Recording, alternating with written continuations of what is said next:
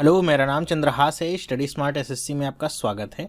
दोस्तों, ये ट्रिग्नोमेट्री का पार्ट 11 होगा, जिसमें मैं हाइट एंड डिस्टेंस के क्वेश्चंस आपके सामने रखूंगा। ये सारे के सारे जो क्वेश्चंस मैंने लिए हैं आपके प्रीवियस ईयर पेपर्स में से हैं, तो ध्यान से देखिएगा। इस तरह के क्वेश्चंस आएंगे तो आपको कैसे इनको सॉल्व करना है। चलिए, पहला क्वेश्चन लेते हैं हम। यहाँ पे मैं स्टार्ट कर रहा हूँ सीधे। आपके क्वेश्चंस ये सारे के सारे आपके पेपर से ही मैंने लिए हैं। देखिएगा, ऐसे सिंपल क्वेश्चंस भी आपके एग्जाम में आ सकते हैं।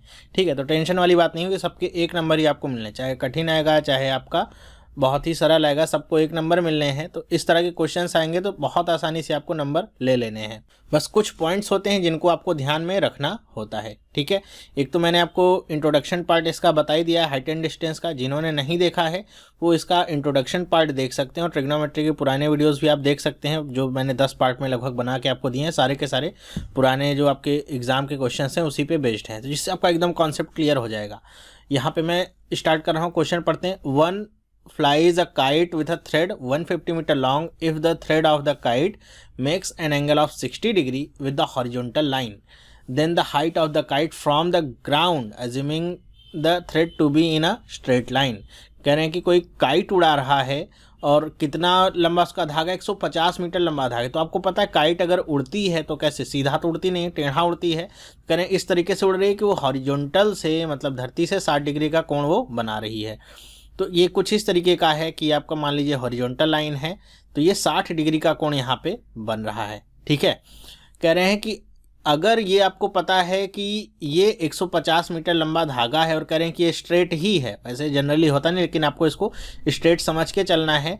तो बताइए कि इसकी ऊंचाई कितनी है, मतलब ये ऊंचाई आपको बतानी है, धरती से कितनी ऊंचाई पे ये उड़ रही है। तो ये आपको बताना है। कैसे आप बताएंगे, तो अगर आप इसको चाहें तो ABC मान सकते हैं अपने समझने के लिए। एग्ज़ाम टाइम में तो मैं इसको नहीं कहूँगा कि आप इस तरीके से करिएगा, लेकिन इस तरह समझने के लिए आप कर सकते हैं। अब यहाँ पे आपको ये ऊंचाई AB की वैल्यू निकालनी है, तो ज़्यादातर क्या हम यहाँ पे कर सकते हैं कि tan की वैल्यू से निकालते हैं। कुछ लोग अलग अलग तरीके से निकालते हैं, पाइथागोरस थ्योरम लगाते हैं। तो हम यहाँ पे वो सारी चीज़ें नहीं करेंगे, थोड़ा सा स्मार्ट अप्रोच आप लगाएंगे। आपको बस ये देखना होगा कि आपको कौन सी वैल्यू दी हुई है।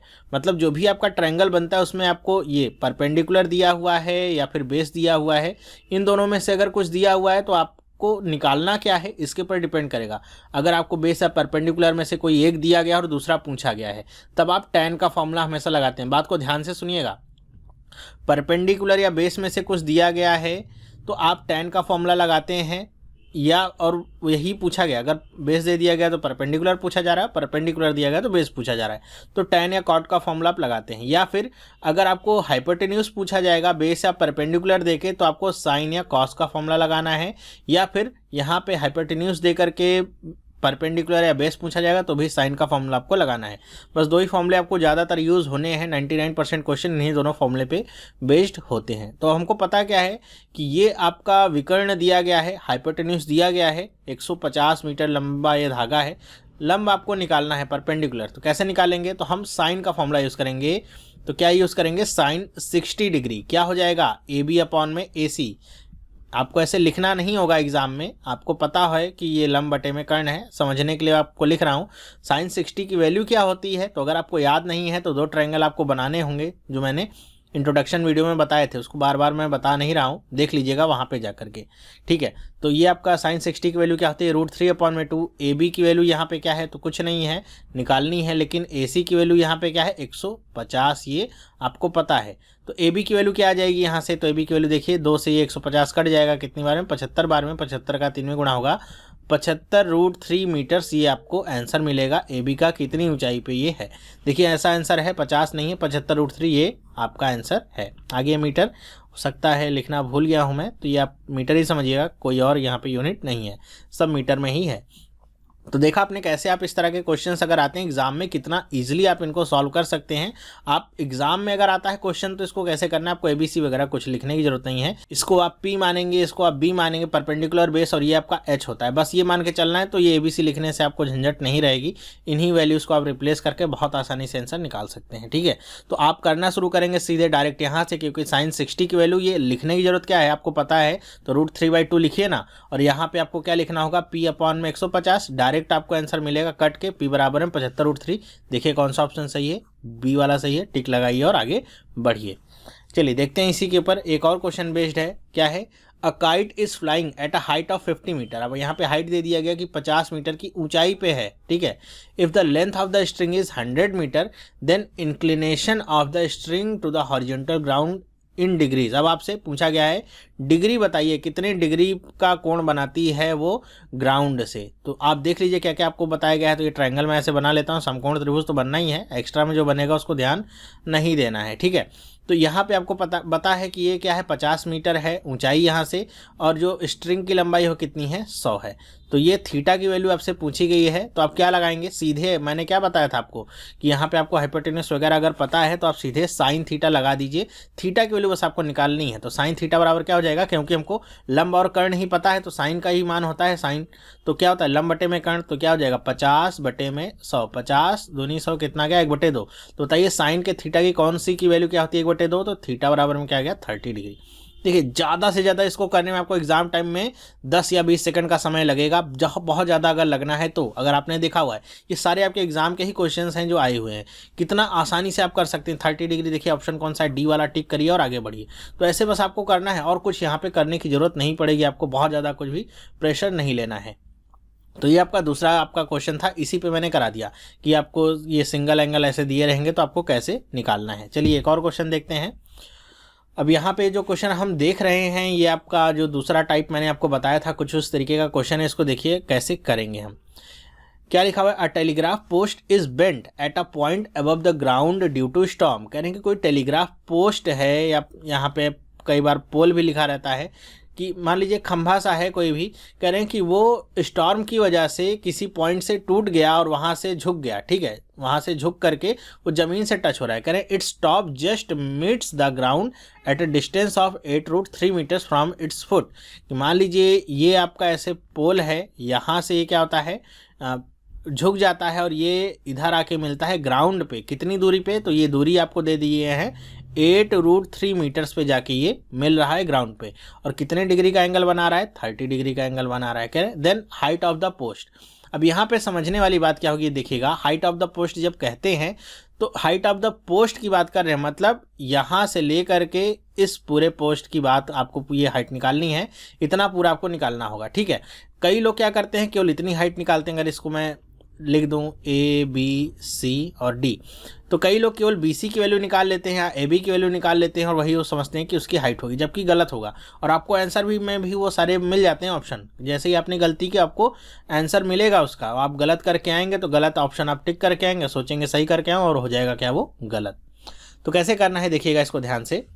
सबसे पहले तो हमको क्या निकालना है, देखिए हमको एक तो ये निकालना है सी बी की लेंथ, और ये क्या है आपकी डी बी डी की लेंथ, ये आपको निकालनी होगी। दोनों को आपको जोड़ देना है तो आपको पूरे पोस्ट की लेंथ मिल जाएगी। तो आपको आधार पता है तो आप लंब निकाल सकते हैं। क्या मैंने बताया है कि जब आपको आधार दिया हो, एक दिया हो, दूसरा लंब पूछा गया है, तो tan का फॉर्मूला आपको यूज़ करना है। तो tan 30 डिग्री, tan 30 डिग्री बराबर में क्या होगा, BC अपॉन में CD। तो BC अपॉन में CD हम करते हैं, तो ये हमने लिख दिया, ठीक है। tan 30 की वैल्यू कितनी होती है, 1 अपॉन में √3। BC की वैल्यू क्या है नहीं पता, और इसकी वैल्यू क्या है CD की 8√3। तो यहाँ से हमको BC की वैल्यू क्या मिल गई, तो देखिए क्रॉस मल्टीप्लाई कर लीजिए, BC बराबर कितना मिल गया 8। तो 8 मीटर हमको ये मिल गया। अब बताइए पाइथागोरस थ्योरम से आप इसको निकाल सकते हैं क्या, तो जी हाँ आप निकाल सकते हैं पाइथागोरस थ्योरम से। पाइथागोरस थ्योरम क्या होती है, आपको अगर हाइपोटेन्यूस निकालना है तो अंडर रूट में परपेंडिकुलर का स्क्वायर या लंब का स्क्वायर प्लस में आधार का स्क्वायर। तो लंब का स्क्वायर करेंगे कितना आएगा 64, आधार का स्क्वायर करेंगे तो 8 का स्क्वायर करेंगे तो आएगा 64, और √3 का स्क्वायर करेंगे तो कितना आ जाएगा 3। अब आप यहाँ पे देखिए, अगर आप 64 को कॉमन ले लीजिए यहाँ पे, तो क्या बच जाएगा, यहाँ पे बचेगा 1 + 3, और ये अंडर रूट में ही है। देखिए 64 है ये, ठीक है 64 है, तो 64 किसका स्क्वायर होता है 8 का, तो बाहर आ गया। और ये 3 1 4, 4 किसका स्क्वायर होता है 2 का, तो ये 2 बाहर आ गया, कितना बच गया ये 16। तो ये आपको मिल गया कितना 16। अब हमको AC की वैल्यू निकालनी है, तो AC की वैल्यू हम कैसे निकाल सकते हैं, तो बहुत आसान है। क्या करेंगे हम, तो यहाँ पे हमको BC की वैल्यू पता है कितनी है, और यही इतना जो पार्ट है ऊपर वाला, यही वाला पार्ट इधर टूट के ये झुका है, ठीक है। तो इसी की वैल्यू हमने कितनी निकाली है 16। तो इसको आप बस ऐड कर दीजिए BC प्लस में BD, ये ऐड करिए कितना मिल जाएगा 8 और 16 कितना मिला 24। ये आपको आंसर मिला। कौन सा ऑप्शन सही है, C वाला ऑप्शन आपका सही है, 24 मीटर। ये आपकी होगी टेलीग्राफ पोस्ट की पूरी ऊंचाई। अब कई सारे लोग अगर निकालेंगे 16, तो देखिए 16 भी आपको आंसर में मिलेगा। तो कई सारे लोग 16 मीटर भी लगा के चले आते हैं, उनको समझ में नहीं आता है क्वेश्चन में पूछा क्या गया है। जब भी आपसे पूछा जाए हाइट ऑफ द पोस्ट या हाइट ऑफ द पोल ऐसे पूछेगा, तो आपको ये पूरी लंबाई निकालनी है, मतलब ये लंब और जितना झुका हुआ है इन दोनों को निकालना होगा। जब आपसे पूछा जाएगा कितना पार्ट उसका झुका है, तब आपको केवल कर्ण की वैल्यू ये बतानी है, ठीक है। तब आपको केवल ये 16, तब ये आंसर क्या होता है 16। लेकिन आपसे पूछा क्या गया हाइट ऑफ द पोस्ट, तो ये आपको इस तरीके से निकालना होगा। तो ऐसा नहीं, इसको करने का केवल एक ही तरीका है, इसके और भी बहुत सारे तरीके हैं जिससे आप निकाल सकते हैं, लेकिन ये मुझे सबसे अच्छा लगता है। बहुत आसानी से बिना किसी कन्फ्यूज़न के, बिना किसी लाग लपेट के आपका आंसर मिल जाता है। तो आप भी ऐसे ही फॉलो करना चाहेंगे तो कर सकते हैं, ठीक है। फोर्थ क्वेश्चन चलते हैं। अभी तक हमने एक एंगल ही लिया था, अब यहाँ पे हम दो एंगल की बात करेंगे। कैसे है क्वेश्चन देखिएगा, ये आपका क्वेश्चन आया हुआ है। क्या है, a man standing at a point P is watching the top of the tower which makes an angle of elevation of 30 degree. कह रहे हैं कि मान लीजिए ऐसे कि कोई टावर है और कोई आदमी यहाँ से खड़ा होकर के इसको देखता है, इस टावर के टॉप को। तो ये क्या कह रहे हैं कि कितने डिग्री एलिवेशन का एंगल आपका निकलता है, तो कह रहे हैं 30 डिग्री के एलिवेशन से ये आपके टावर के टॉप को देख रहा है, ठीक है।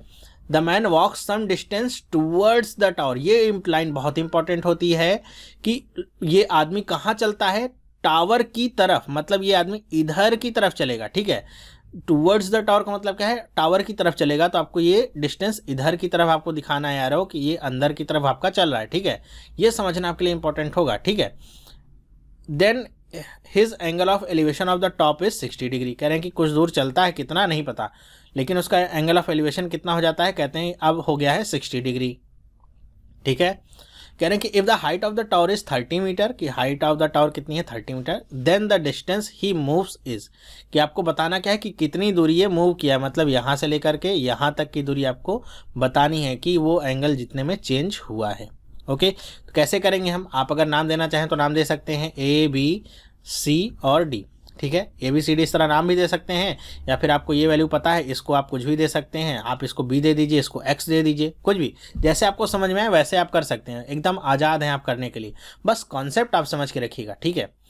तो आपको पता क्या है कि यहाँ पे मैंने बताया था आपको लंब पता है, तो आधार निकालना है तो tan का फॉर्मूला ही लगता है। तो tan 60 बराबर क्या हो जाएगा, तो tan 60 बराबर क्या हो जाएगा 30 अपॉन में BC, ठीक है। 30 अपॉन में BC, या फिर tan 60 की वैल्यू में डायरेक्ट भी रख सकता था। तो क्या हो जाएगा BC बराबर क्या आ जाएगा 30, tan 60 की वैल्यू होती है √3, तो यहाँ पे आएगा तो ये आपका भाग में हो जाएगा √3। अब देखिए कई सारे लोग इसको लेकर के चलेंगे BC की वैल्यू 30 अपॉन में √3, तो इसमें जाके आगे आप कंफ्यूज हो सकते हैं। तो आप कभी भी, आपको पता क्या है कि हम कभी भी बेस में हम अंडर रूट को नहीं रखते हैं, तो हम करते क्या है √3 से ऊपर नीचे गुणा कर देंगे। तो अगर यहाँ पे अब √3 से ऊपर नीचे गुणा करेंगे तो क्या हो जाएगा, ये 3 बन जाएगा, √3 इंटू में √3, 3 इसे 10 बार में काट देगा, तो BC की वैल्यू कितनी मिल गई 10√3। ओके, तो BC की वैल्यू क्या मिल गई 10√3।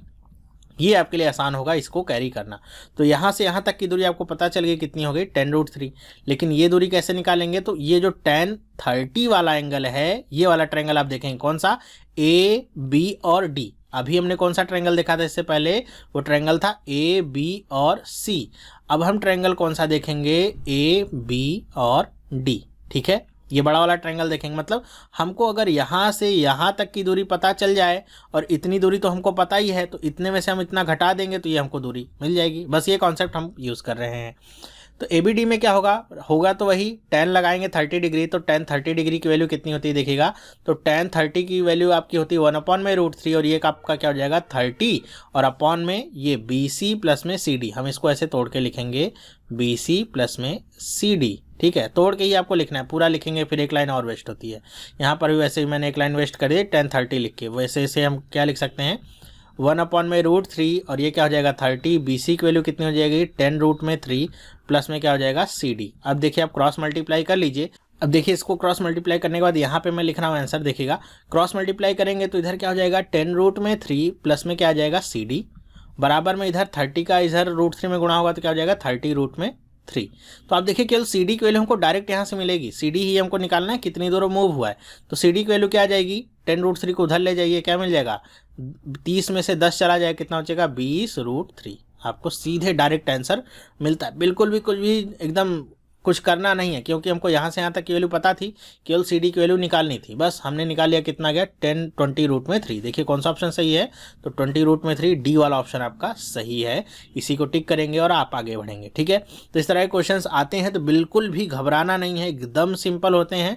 बस इतना बात आपको ध्यान में रखनी, जो कॉन्सेप्ट आपको बताया है इसको आप ध्यान में रख के चलेंगे तो बहुत आसान हो जाएगा आपके लिए हर एक क्वेश्चन को करना। हाइट एंड डिस्टेंस के एकदम टफ तो है ही नहीं, मैं सारे क्वेश्चन आपको करा के दिखाऊंगा कि एक भी क्वेश्चन आपके एग्जाम में ऐसा नहीं पूछा गया है जिसको करने में आपको 30 सेकंड से ज़्यादा का समय लगेगा। आफ्टर प्रैक्टिस कह रहा हूँ, ऐसा नहीं कि आप पहली बार पढ़ रहे करें अच्छा मुझे तो 2 मिनट लग रहा है, 30 सेकंड नहीं लग रहा है। प्रैक्टिस के बाद आप देखेंगे सारे क्वेश्चन आप बहुत आसानी से कर पाएंगे। ठीक है, 5वां क्वेश्चन देखते हैं। ये आपका एग्जाम का क्वेश्चन है, टीयर 2 में पूछा गया था। ये आपका इसी कॉन्सेप्ट पे है, लेकिन टीयर 2 में पूछा गया था, थोड़ा सा इसको घुमाया गया। हम देखेंगे इसको भी कैसे करना है। देखिए क्या है, a tower standing on a horizontal plane subtends an certain angle at a point 160 metre apart from the foot of the tower. कह रहे हैं कि कोई आपका मान लीजिए टावर है, ये आपका कोई एंगल बनाता है यहाँ से 160 मीटर की दूरी पे। तो ये आपको दूरी दी गई है कितनी, पूरी की पूरी 160 मीटर की दूरी पे सर्टेन एंगल बनाता है। तो हम ले लेते हैं, मान लीजिए एंगल बनाता होगा कितना, थीटा बनाता होगा। ओके, नेक्स्ट क्या है, on advancing 100 metres towards it, कि कह रहे हैं कि अगर इसकी तरफ हम क्या 100 मीटर्स चलते हैं इसकी तरफ, फिर से वही बात है, एरो आपका अंदर की तरफ, मतलब इसकी तरफ हम 100 मीटर चल गए। मान लीजिए यहाँ तक हम चल के आ गए। ओके, पूरा एक आपका कितना था 160 था, 100 मीटर यहाँ से यहाँ तक की डिस्टेंस आपकी निकल आई, तो बाकी का आप कितना बचा 60 मीटर बचा। इतना तो आप समझ सकते हैं। तो ये अब आपका यहाँ से देखता है तो क्या कर रहे हैं, the tower is found to subtend an angle twice as before. मतलब क्या कि अब जो टावर का एंगल होगा क्या होगा, ट्वाइस होगा, मतलब इसका दुगना हो गया। ये थीटा है तो ये कितना हो गया, 2 थीटा हो गया। कह रहे हैं कि हाइट ऑफ द टावर, अब आपको हाइट बतानी है टावर की कितनी होगी। देखिए बहुत इंटरेस्टिंग सा क्वेश्चन है, कैसे करेंगे ये बात आप समझने की कोशिश करिएगा। अब यहाँ पे हमको कुछ नहीं पता कि थीटा की वैल्यू क्या है। थीटा की वैल्यू पता होती तब तो पता कर लेते हैं आसानी से। अब यहाँ पे हमको केवल बेस पता है और आपको यहाँ पे थीटा के नाम पे थीटा और 2 थीटा ये पता है। तो हमको हाइट निकालनी है, तो मैंने आपको बताया क्या, साइन नहीं यूज़ करेंगे, क्या यूज़ करेंगे, टैन का यूज़ करेंगे। ठीक है, क्योंकि हमको कर्ण नहीं पूछा गया है, क्या पूछा गया है, लंब पूछा गया आधार दे करके। तो यहाँ पे हम यूज़ करते हैं टैन यूज़ करते हैं।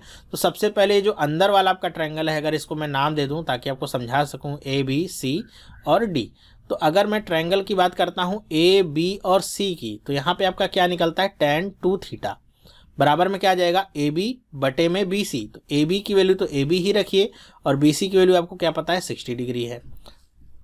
tan 2 थीटा की वैल्यू क्या होती है, तो tan 2 थीटा का आपको फार्मूला याद होगा तो बहुत आसान होगा इसको करना। ठीक है, इसी तरह आपको यहाँ पे ट्रायंगल अगर देखा जाए, ट्रायंगल ए बी और डी, ए बी डी को अगर आप ट्रायंगल मानते हैं तो यहाँ पे आपको क्या निकल के आता है, tan थीटा की वैल्यू निकल के आएगी, क्योंकि ये थीटा डिग्री है। और वही है क्या, tan थीटा बराबर में ए बी और बटे में आपका क्या हो जाएगा, पूरा का पूरा आएगा 160। तो ये आपका पूरा क्या आ जाएगा 160 एज अ बेस आपका आता है। चलिए इतनी बात समझ में आई। अब tan 2 थीटा की वैल्यू क्या होती है या इसका फॉर्मूला क्या होता है, आपको याद होगा तो बहुत आसानी होती है। क्या होती है, मैं लिख देता हूँ यहाँ पे, क्या होता है 2 tan थीटा अपॉन में 1 माइनस में tan स्क्वायर थीटा। ये होती है आपकी tan 2 थीटा की वैल्यू, याद भी कर लीजिएगा काम आएगा। बराबर में क्या हो जाएगा, ए बी बटे में 60। अब देखिए tan थीटा की वैल्यू ये जो है इसको हम यहाँ पे रिप्लेस कर सकते हैं दोनों जगह पे। तो tan थीटा की वैल्यू क्या हो जाएगी, 2 गुणे में ए बी को हम चलिए ए बी रखते हैं या फिर एच भी ले सकते हैं अपने समझने के लिए। 2 लेटर लिखने की अपेक्षा आप 1 लेटर ही लिखिए, केवल एच। ठीक है, मैं एच यहाँ रिप्लेस कर रहा हूँ ए बी को, ए बी बराबर में एच ये मैंने मान लिया है। ठीक है, तो यहाँ पे क्या हो जाएगा, tan थीटा की जगह ए बी की जगह एच रखेंगे तो एच बटे में 160 पूरे के बटे में 1 माइनस में एच स्क्वायर और 160 का भी क्या हो जाएगा होल स्क्वायर, क्योंकि tan स्क्वायर थीटा है। बराबर में ये क्या हो जाएगा h बटे में 60। ठीक है, अब 2 ये इसे कट कर देगा, कितना हो जाएगा 80 हो जाएगा। और ये जो 80 है देखिए क्या होगा कि ये नीचे आपका आता है तो ये 80 भी इस 60 से कट जाएगा और यहाँ पे h से h ऊपर कट गया, ये 0 से 0 कट गया, 2 से 4 बार में और ये 3 बार में कट गया, 4 नीचे आता है।